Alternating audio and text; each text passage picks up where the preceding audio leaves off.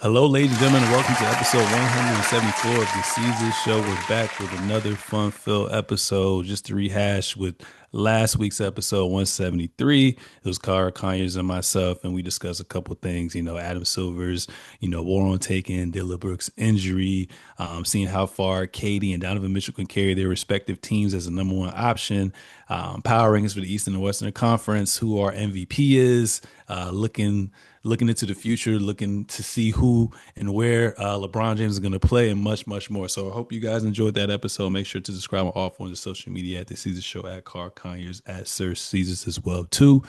And I'm excited for these heavy hitter topics. But before we get into the heavy hitter topics, ladies and gentlemen, make some noise for the boy, for the legend, for the GOAT, for Detroit's finest, Carl Conyers. What's good, man? How you living? I'm doing good, man. Doing good. Just like I told you before we started recording. Went to visit Mom Dukes, man, in Vegas. So it's always love when I go to see her. You know what I'm saying? Because as you get older, man, relationships become more important. Family becomes more important, and you don't realize, like, with your family. Some people have the some people have the luck of being close to their family as far as like radius within miles go, and then people like us kind of take gambles and leaps of faith, so we don't really get to see family as much as we used to as we get older. So you definitely just gotta appreciate those moments. You know what I'm saying? Yep, So completely understand. yeah, man. But aside from that, another week of basketball, which is exciting, and we haven't talked football like you said before we started recording since the Super Bowl. So we got some heavy hitters for sure.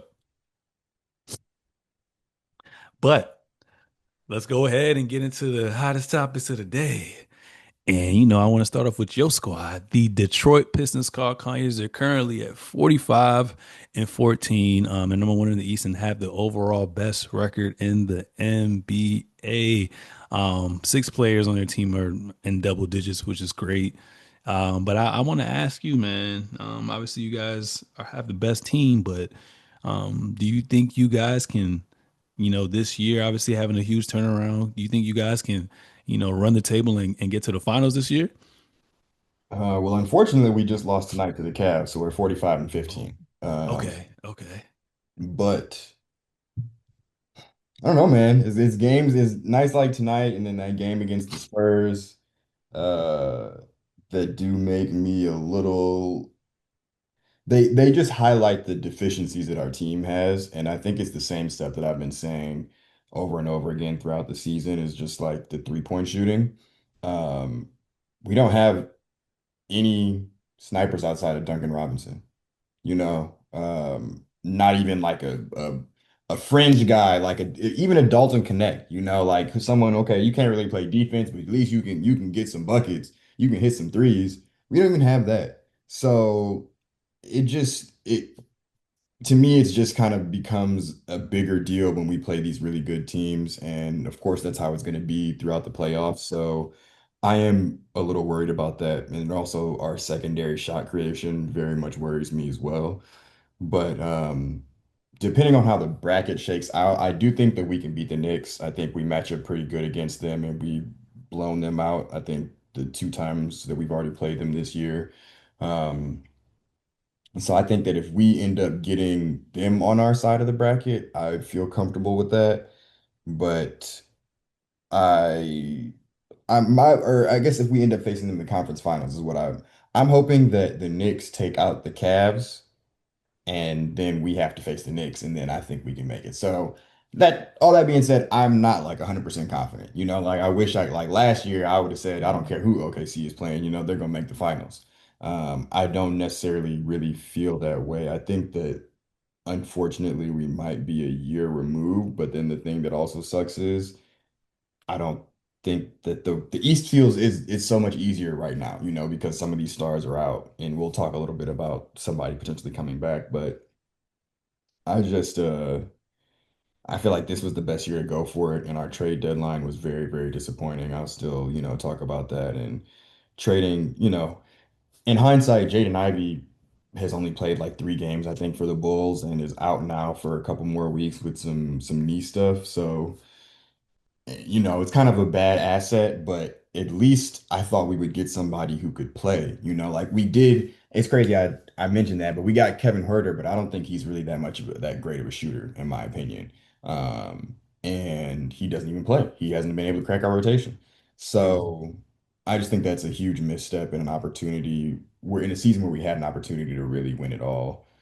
So we'll see. I'll say that to say I feel like I'm like 75% on him right now. Mm.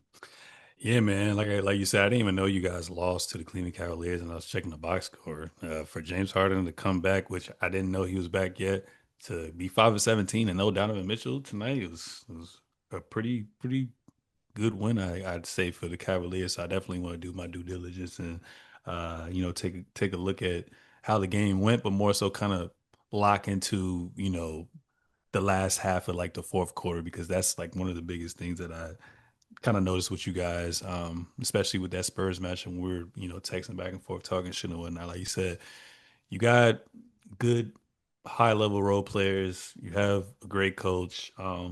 You guys have kind of brought back that physical prowess. It seems like a lot of teams aren't used to teams being physical no more, which is kind of crazy. And like I said, 45 and 15, MVP, caliber playing K Cunningham, basically baby Braun in a sense as well too. But like I said, that Achilles heel, and you took the words right out of my mouth, is not knowing you guys are a small market team is like you have to either hit on the draft or make a good trade.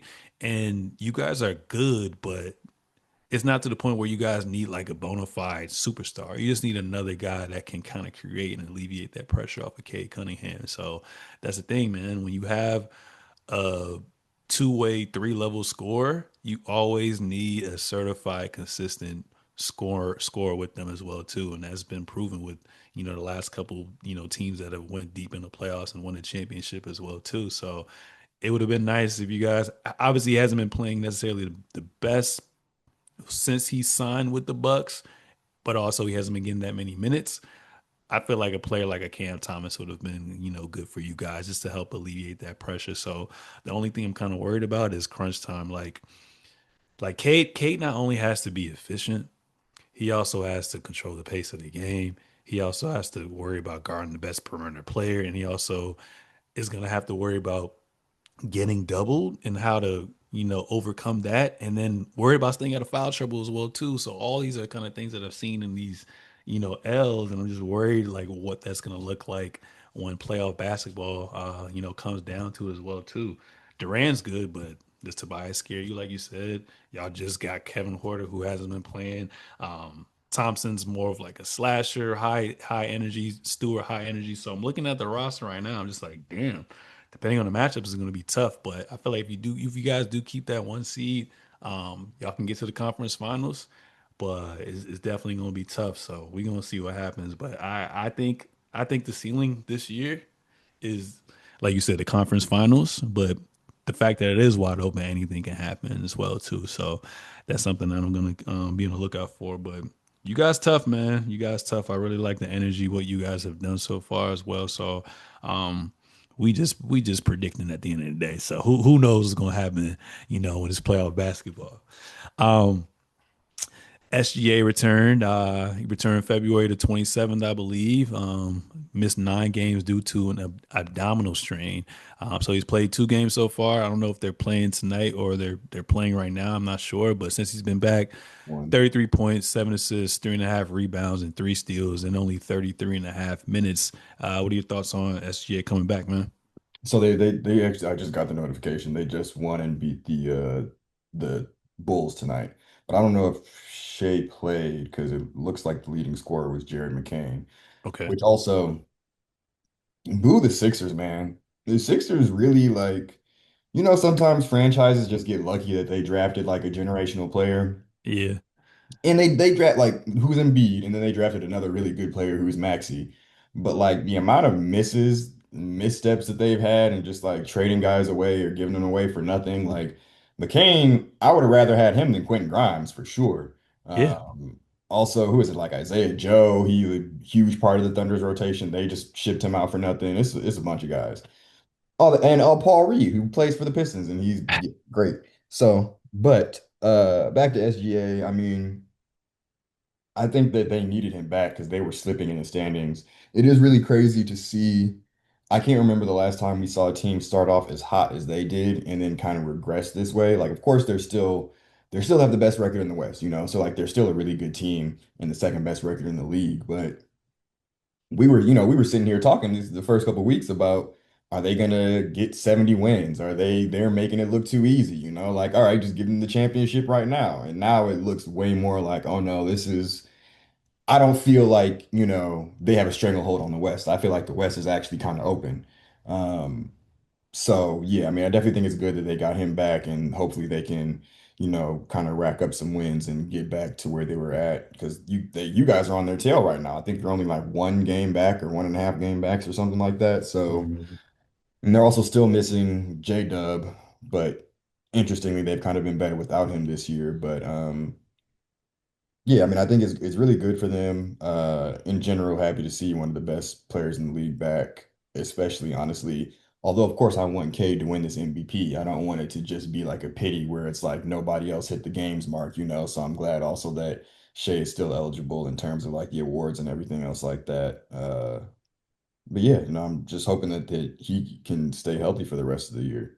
Yeah, he definitely want to try to run that shit back with the MVP. I don't know how many games because I remember you were telling me last time, like you gave me like a little chart breakdown of how many games they have to not miss to stay eligible. So it was good that he came back now to give himself a little bit of wiggle room.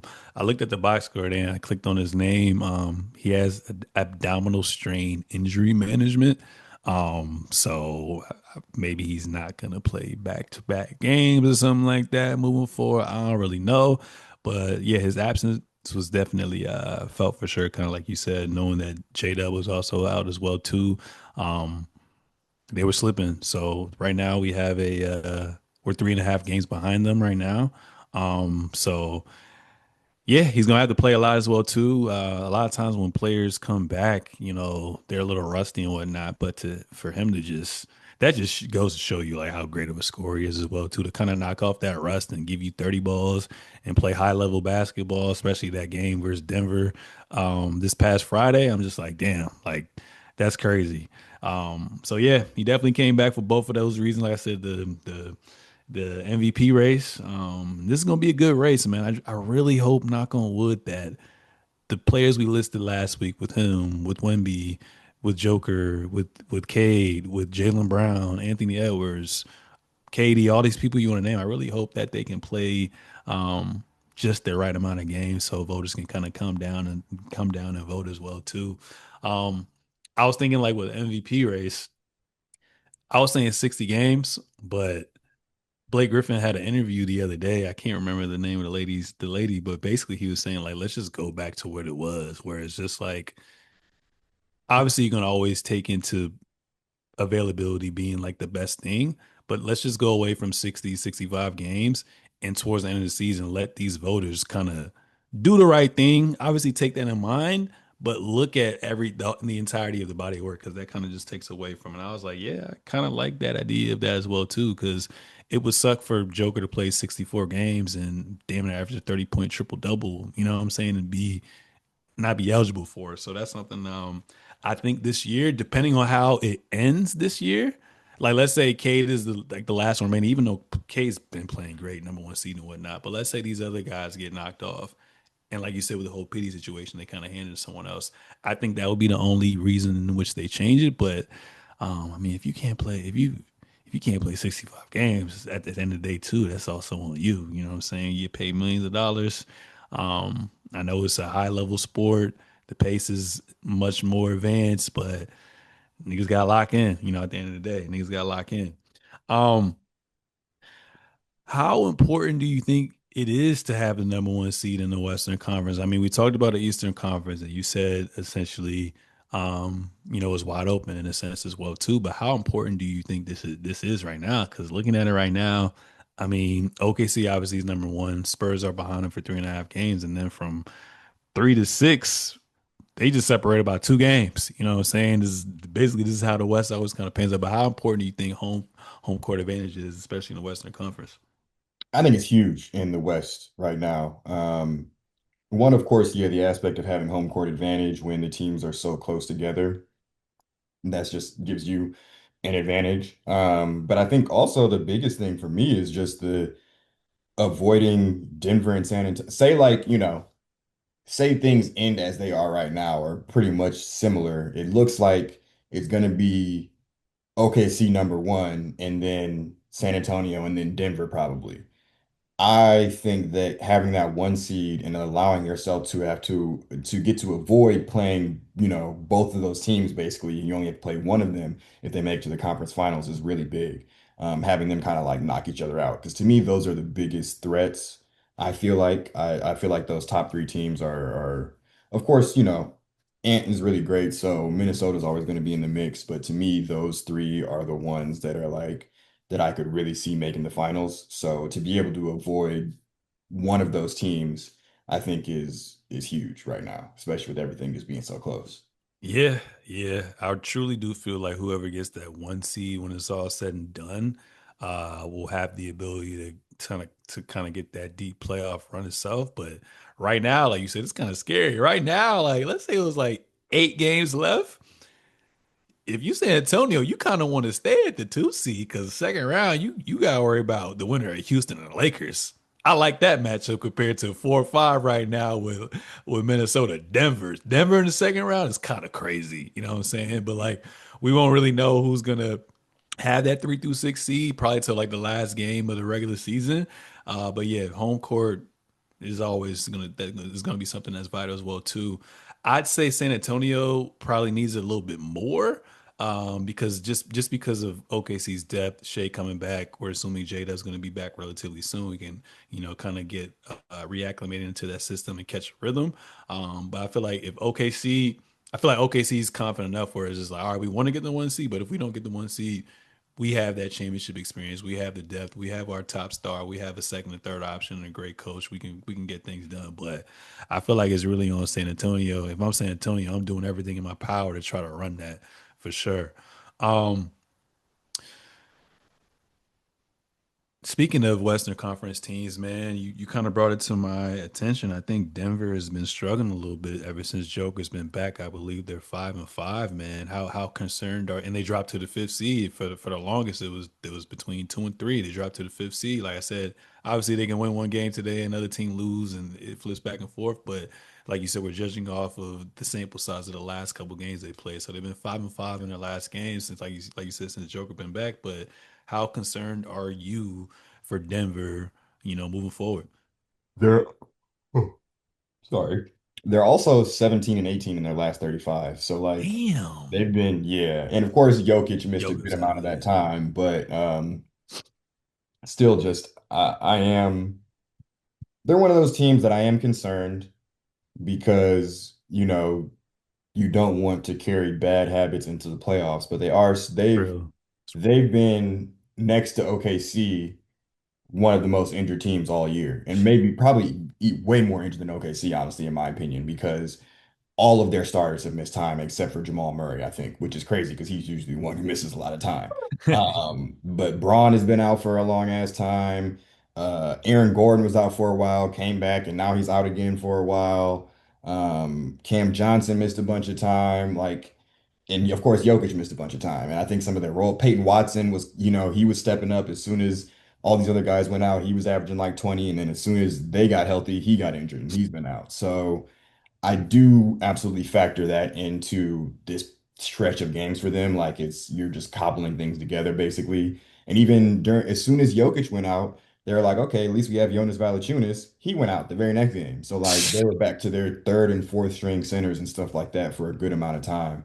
Um, so I think that as long as they finish to me a top four seed and they're healthy for the playoffs, then I Yeah. would think they're as dangerous as anybody else. I think it's one of those you do look at the context of the season. And also I think that any team entering the playoffs that has someone who is considered a top three or four player has a shot. Yeah. Just No. point blank period. Like we see Yeah. that all the time in NBA history is if you have one of those ones who's like, no, I am considered one of the best players and not, one of the top 10, like, no, I could be the best player in the league. I think that you always just have a shot. So Yeah, if they make it to the playoffs healthy, I think that this is kind of whatever. But I think the thing that does concern me is the health because I don't know that they're going to make it to the playoffs healthy. Yeah. Because I mean, what we got, what, 24, 25 games to go. I think the last time I checked on Aaron Gordon, he was game time decision the last game. So I feel like he's nearing a return right now. But yeah, like you said, that's the biggest thing is being healthy because it's essentially a new look team as far as like the depth that they added, but they still have the same starting five. And when you have players who are going to be vital within the rotation in and out the lineup, you're not really going to get that level of consistency in which we're used to night in and night out the last couple years. So yeah, that's been a huge thing. Obviously, they acquired Cam Johnson. You get defense. You think in theory Joker probably commands the most attention and generates the most open shots.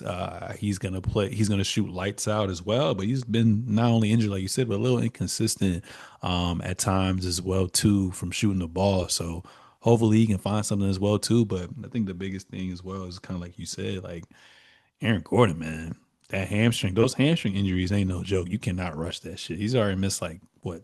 I think he's only played what 20 games this year, and he started off so great in the beginning of the 50 year, points. played so great. He's a guy who can guard the 1 through 5. When he plays, it seems like at least it looks like they're a top 5 defensive team, and just the leadership he kind of brings to that team, the physicality that he kind of brings to that team, kind of goes unnoticed. Just his size, his strength, and athleticism to, guard the 1 through 5, protect the rim, secure the glass. Allow Joker to just essentially focus more on offense initiation and really goes unnoticed. He's been an improved shooter. And he's essentially like a low key all star for them as well too. And that dunker spot, being that dunker spot specialist, is something that kind of also goes unnoticed. So I think once he gets back, it seems like everyone else is pretty good so far now. But I think once he gets back, then they're definitely going to take off as well too. So I think kind of like what we said with OKC, like kind of like what I said with OKC. As long as they're healthy, like you said, they can just have home court advantage at least for the first round of the series.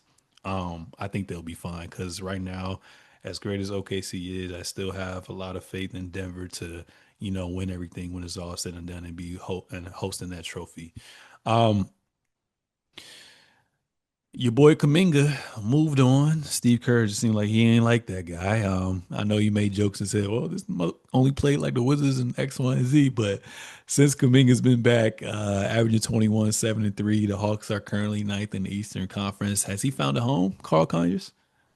I mean, I guess so. I think that anywhere, look, anywhere outside of Golden State was going to be good for bro. One of the weirder things that I've seen happen in recent years, and I've probably said this at some other point on our podcast, but Golden State should be ashamed of themselves. Like it's Yeah. crazy to me. They are a very similar situation of what I just said about the Sixers. You got lucky that you drafted Steph Curry and you drafted Klay Thompson and Draymond. And I say luck, like those were good draft picks. You did a great job in your due diligence in drafting those players. But that was also a string of drafted players from 12, 13, 14 years ago, Like you can't just carry that over with you like that. I feel like the NBA and NFL, all these businesses are, what have you done for me lately business. If you haven't done good in a draft since 2010, why are you still here? And, okay, you also got lucky that KD wanted to come there. That wasn't like, the Warriors ownership went out and courted that nigga. It was the players who did that. So they have been, again, I say lucky, but they did do the half those And started guys. integer, and Steph had that friendly team deal because he won't healthy early on in the season. So that's one of the reasons why they even got KD too. Yeah, they've been lucky. Exactly. So, you look at that, but then you look at what they've done in these last 6 years with their draft picks. Like it's just terrible. It's terrible. I like Moody. Moody is probably the best one for them in terms of like I think he just buys into his role or whatever. He's a decent three-point shooter. He's a big frame type guy. Yeah, But I mean, Jordan Poole, they let Draymond Green run him out of the building. And it sucks to see what's happened to his career now. He was getting DMPs in New Orleans, but we know structure matters. but he was a big part of them winning that championship. So we've seen him be a winning player. And I think that it really does suck to see, I think that that whole situation just negatively impacted the rest of his career. And I Yeah, do think he's a guy who needs to be around strong defenders in order to find his place on the court. And the teams when you go to bad teams, there's not usually a lot of strong defenders. That's why they're bad. So yeah, just that to say, like, there's Wiseman, there's him, and then the whole thing with Kuminga is just like, yo, you drafted a guy who you saw the flashes all the time. Like when they were actually playing him big minutes, he was doing good things. Just some disconnect between him and Steve Kerr, and you now have driven his value to the ground, to the depths of hell, where you decided, okay, the best thing for us to do is to go get, and I know when the move happened, I was like, if Porzingis plays, he's good for them. But I definitely mentioned that's a huge if because who knows if he's going to play. So I just think that that was a bad trade too, to like, okay, you have a guy who now is hooping on this other team, and what you got back can't even play. Um, so yeah, I mean, I'm happy for bro. He at least is going to get an opportunity, and I think he's again, yeah, he hasn't played the best competition, but he's still putting a. There's a lot of players who play the Wizards and don't do anything good, you know. So I was about to say that. yeah, so I'm happy for him. I think that I just don't know if I say like he's found a home because I do think things are a little clogged there in Atlanta, and I don't know if they really have a good vision on what they're trying to do for the future. But Yeah, I think that he is showing that another team for sure would be happy to have him if that's a good if he point. doesn't end up staying in Atlanta. Yeah, man. Like you said, Golden State's been on some BS from a general management standpoint. I know you just want. I'm curious to also see like whenever it comes out, like why was there disconnect between Kaminga playing time and coaching by Steve Kerr as well too. This looks like it's going to kind of remain a mystery. I know a couple of things kind of leaked around that as far as like his family and other BS, but I just want to know like what's wrong because you guys drafted him so high, you'd expect to kind of invest in him. So to have some DMPs and all that other good stuff is just kind of crazy. But yeah, man, he's still young. He's tall, athletic, has elite rim pressure, good physical finisher, really good out in transition. Could be a little better at shooting, but he's trying to get better each year. But like you said, this is kind of like a tryout to see where the Atlanta Hawks want to do moving forward because they got a good amount of pieces. You got him, you got Jalen Johnson, who has been playing great. Shea's cousin with Nikhil Alexander Walker, Onyeka Okongwu, Dyson Daniels, Zachary, I don't know how to say his last name. So they got some pieces right there. They just have to figure out what they want their identity to kind of be. And, I think this year they got two first round picks. They have the Pelicans, I think the Pelicans first round pick, and then they have the Cavs first round pick. So this is a deep draft. We'll see what they do with that situation. I don't know if they want to go for like a primary league guard because, Jalen Johnson can kind of do it all. Do you want to go with the interior defensive anchor? Do you want to go for a specialist, kind of like you said with what you guys need with Detroit? But on paper, I feel like I know they've been a 500 team past couple of years, which is kind of weird. I forgot I wanted to bring up this graphic, but I forgot about it. I didn't heart it. But they look like they have potential to be that team that out of nowhere kind of takes that next leap, and at least we kind of talk about them, depending on what they do with the draft and what they do in free agency. But they got a lot of potential. So hopefully, he can kind of stay on this team and kind of see it through. But like you said, this also at the end of the day gives him an opportunity to re-showcase his value and see what teams will kind of bite on that as well too. Um, as far as injuries go, brother man, DeJounte Murray finally came back, man. I believe he got injured last year, January the 31st, bro. So pretty fast recovery as well, I have to say. But I'm happy for him. I'm happy for him. I'm happy for him. What are your thoughts on DeJounte Murray coming back? I believe he played, I want to say, 3 games since he's been back. Yeah. And out of those 3 games, 16 points per game, 6 assists, 3 rebounds. Has been shooting damn near 50% from the field. Obviously, low 3-point percentage, but that's kind of expected. High turnover, but that's kind of expected. But what are your thoughts on him coming back, man? I mean, I think the next person we're going to talk about came back quick. DeJounte is 13 months removed. I think that's right on time with, tearing your Achilles. So I think Mhm. um he went through the full recovery process, made sure he was good. Um and I like his mentality. I saw he came on to Twitter the other day and basically was like, I don't want to, like, yeah, I could have sat the rest of the year and they could have just been bad, but it's like, I want to hoop. I want to play. I want to, even if we don't make the play in, I want to be able to push us to try and make the play in. And I think that that is something you can tell he's been around like good teams. Like when he was on the Spurs, when he early on, they were really good. And they were never really great in Atlanta, but he still has that winning mentality. And I think that that's something that a lot of these bad lottery teams don't have is they're just trying to lose and it's just guys out there doing whatever. So I'm glad that they have someone who's like, yo, no, like we need to try and win these games. Like that's the type that winning mentality and that culture is the type of stuff that carries over. Um, and apparently New Orleans felt like all their guys were untouchable, so they have a bunch of superstars on that team anyway. So what do you need a young rookie for? Um, but yeah, I'm happy to see him back out there. Yeah, for sure, for sure. Yeah, man. As far seems like we talk about Jason Tatum every week now. But Insider Bill Simmons was on his podcast and said, the Celtics and Jason Tatum may be targeting a Friday, March the 6th likely return date. Obviously, Jason Tatum has been cleared for 5-on-5 full contact scrimmaging. Obviously, recently practiced with the Celtics G League team as well too. And we saw a little bit of this docu series, A Quiet Work, and he had kind of emphasized not being a role player and how hard he's been kind of working back, which has kind of been unprecedented as well too. And I know a lot of us, kind of say he should kind of wait because it's unprecedented as well too. But yeah, Brad Stevens came out and said, Tatum will return whenever he personally feels ready.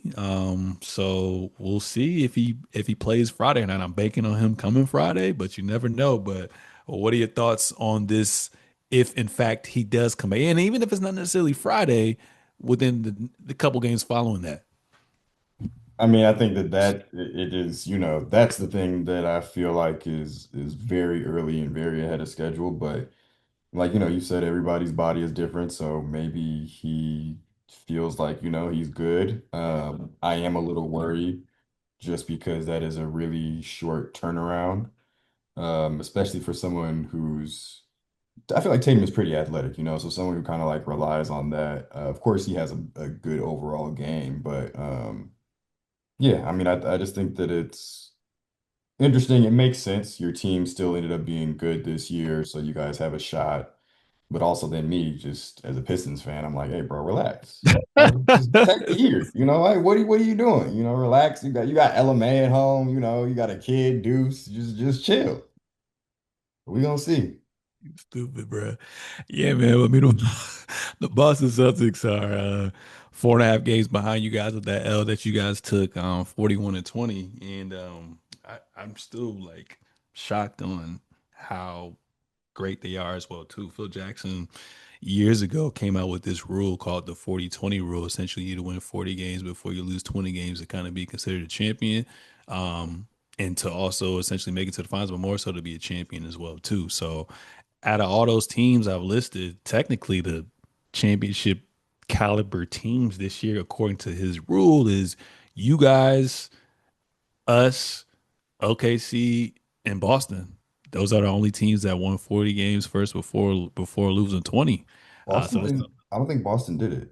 I know yeah, they're 41-20 right now. So I know, but they I think they got to 20 losses before they got to 40 wins. ah yeah, maybe you're right. Maybe you're right. Maybe you're right. I'm gonna still put them there as well too.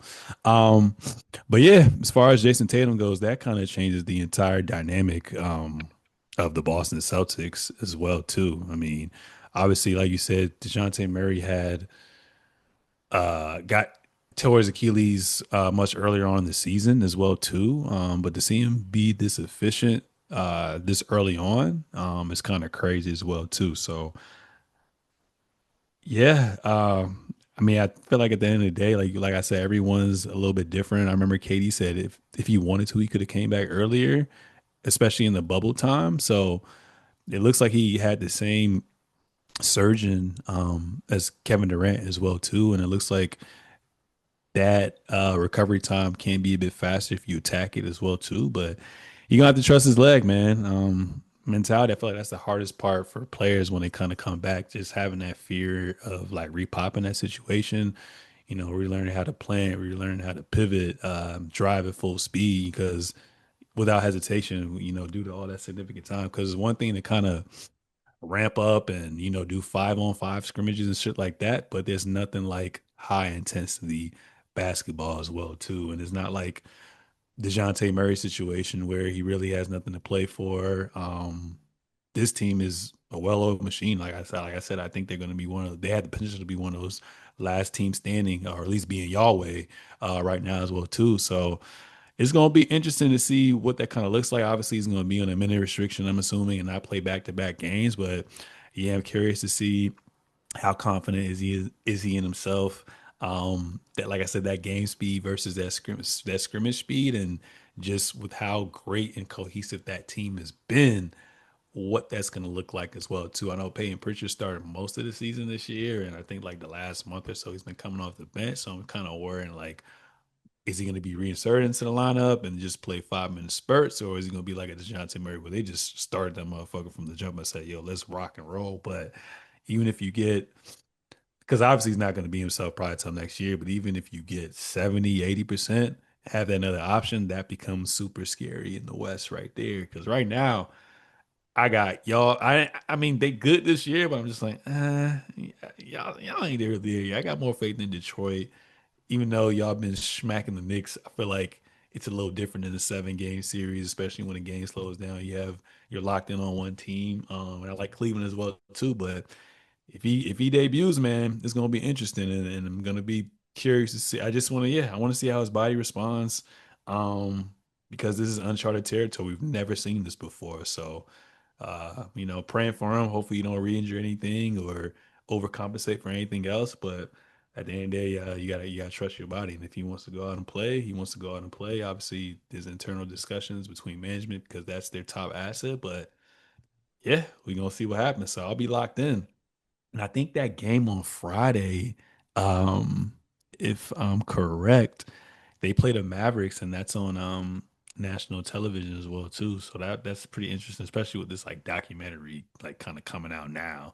More so with documentaries, at least in my mind, my thought process is that's probably gonna come out towards the return if he were to come next year. But to kind of release all this shit now, I'm just like, yeah, he probably ready to come back. So, yeah, man, we'll see what happens, man. Praying for him, because the league misses another American top tier player, man. All these foreign dudes just keep taking over. You know what I'm saying? Um, but moving on from that, man, just some exciting things to kind of talk about. I wanted to pick your brain. So I saw something on social media the other day, and basically in 2002, back when Michael Jordan was on his Wizards shit, Nike designers kind of were in the process of developing the Air Jordan 19s, like I kind of told you about, and they used a new braided material called a Tech Flex that looked like snakeskin essentially. So their pitch to Michael Jordan and his team and the Jordan brand was essentially that's the most badass black snake, and they chose the black mamba to essentially represent Jordan's lethal speed and agility. Obviously, he was kind of old at that point, but you know what I'm talking about. But essentially, Michael Jordan essentially, they came out and said he had a lifelong phobia of snakes in general. So when they try to showcase that to him, he basically said, "Hell no, we're not doing that as well, too." So yeah, snake wrapped around the shoe. Like I said, but the campaign was quickly burned out as well, too. And what's funny is they said Kobe Bryant independently adopted the Black Mama, obviously the moniker, during a dark life during a dark time in his life, obviously with 2003 with the assault charge and case and all that other stuff as well too. As far as inspiration, they said he was transfixed by a scene in Quentin Tarantino's Kill Bill Volume 2 where a Black Mamba snake is used by an assassin. So the purpose Brian created the Black Mamba as an alter ego, obviously to separate his personal struggles from his killer on court persona. But my question I wanted to kind of impose to you, do you think Kobe just went that extra limb of kind of just truly being influenced by that movie and taking it on, or you think they were just like, all right, like you're in a bad moment. We need a little bit of a rebrand. We need to kind of separate, like we say, your off court issues with on court. So you think it's a confidence or I mean coincidence or influence? Because obviously he's made it very also while he was alive, he made it very adamantly clear he was also always chasing MJ, want to be better than MJ. So to kind of hear that Black Mamba situation kind of brought to light with Michael Jordan and his shoes is kind of crazy. But what are your thoughts on that? I mean, I think that definitely one of those just kind of like meant to be things. You know, taking on a moniker that was meant for your role model and your hero and your idol. I think that I think that's just one of the cool like sports stories that we'll get, because in so many ways, that's what Kobe wanted to do was just be be like Mike, Yeah. the next Michael Jordan. So, um, yeah, when you were telling me about this, I was like, that's really dope that he was able to, kind of embody that at the same time, because it feels like if Jordan had done that, like, yeah, of course you can, the monikers, the things that they try to attribute to him, but I think that it really fit Kobe a lot better. And yeah, I think that it is one of those, I think it's just one of those meant to be things for sure. Yeah, To, because there's no other player, especially even around that time frame, like you said, embodies what Black Mamba and Mamba mentality represent. So yeah, I agree with you. I think it's meant to be. I do think they came to him though with that joint, and they he's just trying to make a story around it. But who cares about that? One of the greatest players of all time. Rest in peace to one of the legends as well too, and may his for what he did for the game of basketball, his play live on forever as well too. And now we are finally gonna talk about some NFL. Carl Conyers, man. It's been a minute. We ain't talked about this joint since the Super Bowl, and I'm still in disbelief. My Bills folded, and Sam Darnold is a champion. But obviously, free agency is a thing. Obviously, so as of March 3rd, NFL officially set the 2026 salary cap to $301.2 million per team, which is a $22 million increase from last year. And the franchise tag deadline passed today as well too.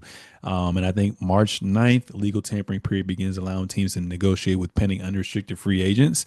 And then March 11th, the 2026 league year officially starts. All verbal agreements can be signed and trades can become official. But there has been some players within free agency who were tagged. So I'm going to turn it over to you. Let us know what's the latest on the NFL, man. so today the Jets tagged Brees Hall, which I'm like, I guess it's whatever. Hopefully we'll see if they get to a long-term deal with him. But I'll be honest with you, Brees Hall hasn't been the same since his rookie year.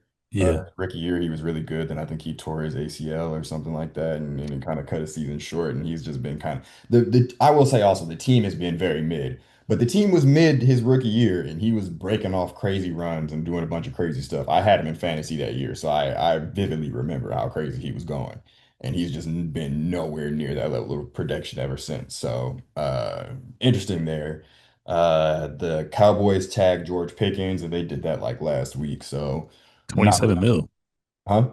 27 mil. Yeah, and I'm not surprised about that one. I think that honestly, I think he's just going to play this year on the tag. We'll see if they give him another deal, but I think he's going to play this year on the tag, and then maybe they move on from him. I think that these all these teams, you can't keep building these offense first teams, Yeah. where it's just you're putting which when you're like the Bengals basically, where it's like, okay, you have all your money in your quarterback and two wide receivers. Yeah. That just doesn't win. That just doesn't win. So we'll see. I mean, the Cowboys also don't win. They haven't won in my entire life. So maybe they do decide to give him a long-term Literally. contract and just decide to just keep running up the score and let people run up the score on them. Who knows?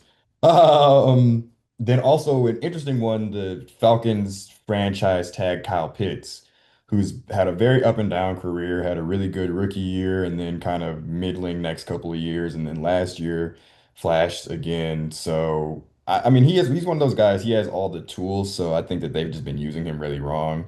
Um, so I'm not surprised. I think it makes sense though. It's kind of one of those like he's been good enough, but we don't know if we want to give him a deal or something. So the franchise tag kind of gives you that opportunity to work something out. And then the last one is the Daniel Jones got the Yeah. transition tag, which is I think they said this is the first time that it was used on a quarterback in like 20, 30 years or something like that, which is really crazy.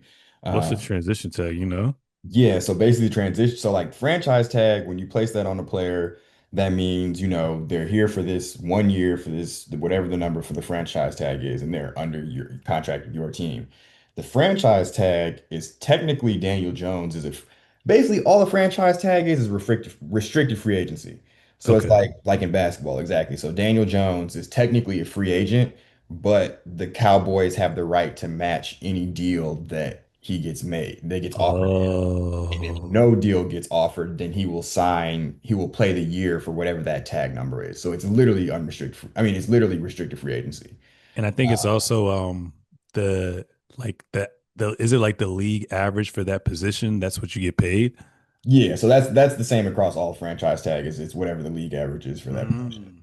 I didn't know That's that. why the number changes every year.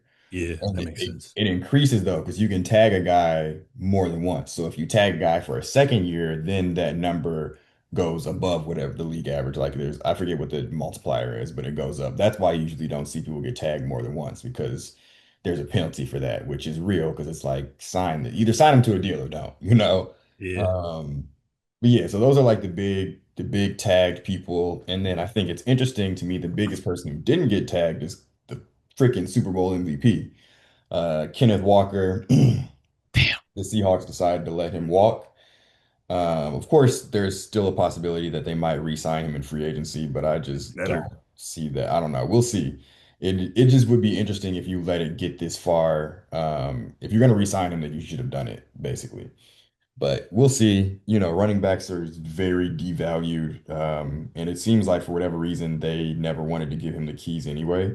I saw something today that I kind of I really resonated with is like we probably would have never saw this Kenneth Walker. He might not have even won finals, Super Bowl MVP if Zach Charbonnet was still there because they, for whatever reason, wanted to give Zach Charbonnet all the like goal line touches, all the passing downs, all this other stuff where it's clear Kenneth Walker can be a three down back. Yeah. So, maybe they just want to go another direction with Charbonnet. He's good enough. I think he'll be fine. I don't think he's good. I don't think he's better than Kenneth Walker, but I'm sure he'll find, I think he won't have a tough time finding another team out there in free agency because he is still, I think he's only like 26 or something like that, and decent prime years for a back, and get maybe like a 3-year deal or something like that. Mhm. Um, yeah, so that was very surprising. It is just really crazy. Running backs always get disrespected, but to do that to the Super Bowl MVP is Super just Bowl, crazy. yeah. But it's like I guess you believe any running back could have done that, and I just don't think that is the case. And I think these past couple of years have proved, the Cowboys were like, oh, because I think there's like they could have got Derrick Henry, they could have got some of these other guys, and they chose whoever the hell before Javonte Williams worked out for them, but before that, it just wasn't good. Yeah, and then. In terms of guys who are gonna be free agents, Trey Hendrickson wasn't tagged a second time, so they tagged him last year. So if they had tagged him again this year, it would have been a crazy number. Um, Mm, and then again, we talk about franchise malpractice. Again, you got very lucky. You got the number one overall pick in the year that Joe Burrow was there. Cool. If that hadn't happened, and then of course you're able to draft Jamar Chase and T. Higgins, but the biggest thing, of course, is Joe Burrow. If that hadn't happened, the Cincinnati Bengals would still be in obscurity the same way they have been for the vast majority of my life. Terribly run franchise. I don't know what the ownership is doing. You literally could have traded Trey Hendrickson when he was coming off of a first team all pro season. At the peak of his powers, he led the league in sacks, 17 and a half, and it was his second year in a row with 17 and a half sacks. And they Hmm. decided, no, we're going to franchise tag him and have him play this year when we were awful. And nothing good came out of this year. And now he's walking for nothing. So just again, just absolute masterclass in how to be terrible by the Bengals. And it's why they've missed the playoffs 3 years in a row now with Joe Burrow. And the other person who was a very interesting free, so that one to me actually isn't as interesting because it just makes sense. But the one that is Kyler Murray. He Hmm. was released, or I don't know if it's official yet, but they've announced that he's going to be released once the league new year starts, which I think is right before that tampering period. So Hmm. technically he's still on the team right now, but they know that they've announced that they're going to release him, and he even put up a whole post saying thank you Arizona and stuff like that. So Yeah. that's a foregone conclusion. He's a really interesting free agent because guys like him, it's a very similar situation to Russell Wilson. He was waived, or he will be waived while his money is already fully guaranteed. So he'll still be earning 30 something million dollars, which means that he'll probably be playing for the minimum this next Minimum. year. Exactly. Kansas City. It opens up the door for a lot of teams who, otherwise wouldn't have the money to sign someone like him. And I don't think he's, top of the market guy, but he's definitely a starting level quarterback. And there's plenty of teams out there that don't have a starting level quarterback on their roster. So Hmm. OKC would be okay, but I just don't know. We have no idea what Mahomes, I feel like, might try and be like Tatum and just come back. Yeah. That's what the reports are also saying, that he wants to come back as early as possible. So if I'm Kyler and I'm at a point where my career is at a Indiana. crossroads right now, yeah, I don't think that signing up basically to be the backup quarterback is going to be a good idea, especially when he can just have the pick of a lot of different teams. So, we'll see what Yeah. happens. Indiana might be, but they also, Atlanta. or did they sign Daniel Jones? They did, but he tore his Achilles. So I mean, football players come back faster, but I don't know because outside of that, they just got Riley Leonard, who I think is just there to be there. And Oh, then, that's Daniel Jones, who I said they just put the transition tag on, right? hmm. Yeah, yeah, yeah. So I think that, you know, he's gonna miss a good amount of time. That wouldn't be the worst one, but if I'm Kyler, it really it depends on the landscape. How many teams are really going to be trying to find a veteran quarterback versus trying to draft one, because you can look at guys like Daniel Jones and Sam. Well, no, Sam was starting, but you know, sometimes waiting a year behind somebody isn't the worst thing. But also, I think for a guy like Kyler, where a lot of things are predicated on his athleticism and he's already short, I don't think he has necessarily that same benefit of time as some of these other guys like Sam Darnold and Daniel Jones are the archetype of quarterback to me that can still be playing well within their mid to late 30s probably. I don't think that Kyler's going to do that. I couldn't imagine Kyler Murray still being a starting quarterback at 36. It just doesn't Yeah. seem feasible. So I think he is on a shorter timeline. So if I'm him, I'm trying to find a team that's going to allow me to start for the whole season, to be real. Hmm. Yeah. Nah. Yeah, definitely take that Baker Mayfield approach, I guess, as well too. I feel like he gonna essentially be like a journeyman, but if he can go to a team where they have a vacancy and they essentially have like a roster made team as opposed to like a complete rebuild, um, kind of take that situation, play a couple games. Like we said, we don't know when Patrick Mahomes is gonna be back, but all signs point to him want to be on that Jason Tatum shit. But if you can go to an Indiana or an Atlanta or um, Kansas City, I think that would bode him well. But we'll see. Like you say, he has some options for now. But I would probably go to a team where he can start immediately, at least for a good enough sample size. Because I think right now they even like teams are showing interest in what's that dude's name? That used to be a quarterback, maybe a backup, some Willis or some shit. Malik Willis. Yeah, you know what I'm saying? People still see value in him. So I would kind of just take that route and kind of see where the cards may be at. But like you said, I'm not really a fan of short quarterbacks, bro. You got to be at least 6'1". You know what I'm saying? This nigga like 5'9", 5'10" if he with shoes on, if he lucky. Yeah. But yeah, we'll see what happens. It's been a minute since we've seen a free agent of his caliber. So wishing nothing but the best for him. Yeah, that's really all I got right now. Yeah. We haven't hit that legal tampering period where teams can really start announcing, but this is kind of just like the preamble to all of that. So setting things up, decently nicely. The teams have more money, like you said, so hopefully we'll see very interesting free agency. Okay. No, I agree, man. Any closing remarks for this last episode? Um, Make sure y'all check your food, man. Make sure that They you're. don't know about that though. I But know. yeah, I'm just saying. Just make sure.